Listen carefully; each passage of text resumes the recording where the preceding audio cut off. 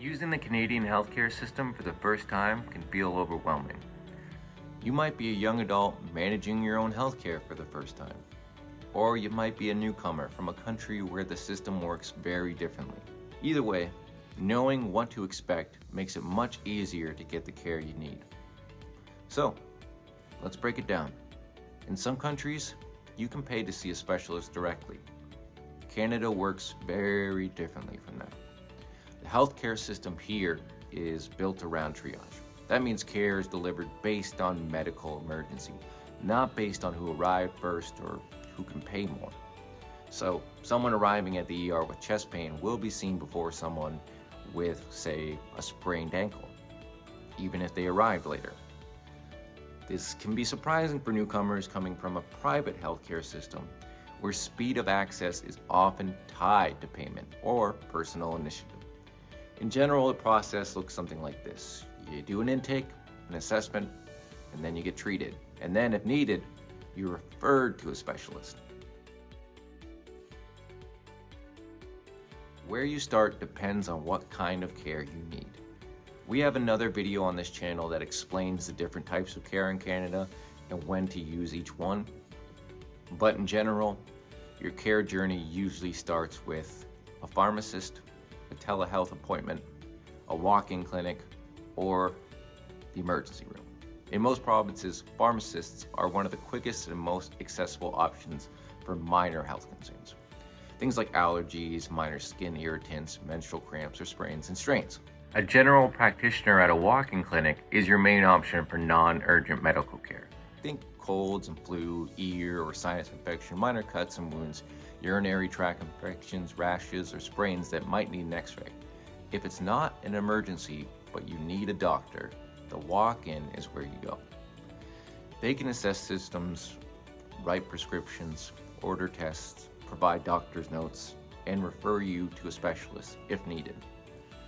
The emergency room is for genuine emergencies, things like difficulty breathing, chest pain, severe injuries, head trauma, or signs of a stroke. What about a family doctor? A lot of newcomers hear they need one. The answer depends on your province and your eligibility for public health care. In many provinces, you need to qualify for provincial health care coverage, but you can register with a family doctor. And even then, finding one is not always easy. In many areas, especially larger cities, waitlists can take months or sometimes longer. Until then, walk-in clinics are usually the practical alternative. This one is the biggest surprise for newcomers. In Canada, you usually cannot book an appointment directly with a specialist, like a dermatologist, a cardiologist, or an ENT doctor. You first need a referral from a GP or a walk-in doctor. After that, the specialist office will either contact you directly or ask you to call them to schedule an appointment. Your doctor's office will usually explain the next step, but specialist wait times are based on the urgency of your condition, and they can sometimes be long. That's why it's important to go in with realistic expectations. The system is designed to keep specialists focused on more complex cases and to manage access across the healthcare system as a whole. Emergency rooms work in the same way. Patients with life-threatening or urgent conditions are treated first. If your condition is not considered urgent, wait times can sometimes stretch to several hours.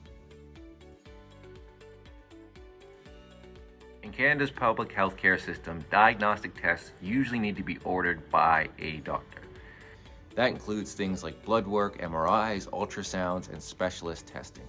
A physician decides what tests are medically necessary, and the results are usually sent directly to your doctor's office. This can feel very different for newcomers from countries where patients can book tests or imaging appointments directly. Canada's healthcare system is becoming more digital, but not every provider is connected to the same system. If you visit a walk-in clinic, then a specialist, then a hospital, your records may not automatically move between them. That's why it's important to follow up and make sure referrals, prescriptions, test results, and hospital notes reach the right provider. It's also a good idea to keep copies of important documents like prescriptions, test results, or referral letters. Public health care in Canada generally covers hospital care, physician visits, and medically necessary diagnostic testing, but it usually does not cover prescription medications, dental care, vision care, physiotherapy, counseling, or therapy services, or telemedicine. Those gaps can add up quickly. For example, treating a broken ankle in the hospital may be covered, but the physiotherapy afterwards might not be. Without extended healthcare coverage, those costs may come out of pocket entirely. If you qualify for public health care in your province, an extended plan like GuardMe helps cover many of those additional services. And if you're studying in Canada as a newcomer, your GuardMe plan may also provide your primary emergency coverage depending on the province where you live. Canada's healthcare system is built around medical urgency, not first come, first serve. For minor concerns, a pharmacist is often the quickest place to start. For non-urgent medical care, walk-in clinics are your main option. And the emergency room should be used for serious or life-threatening situations only. You usually cannot book a specialist directly. A doctor must first refer you. Diagnostic tests are also needed to be ordered by a physician. Public health care covers hospital care and physician visits, but not things like prescriptions, dental care, vision care, physiotherapy, or therapy services. That's where extended health coverage helps fill the gap. And no matter where you receive care in Canada, your personal health information is protected by privacy laws. If you found this helpful, feel free to like and subscribe and share it with a friend. It might help them too. Thanks for watching, and we'll see you in the next video.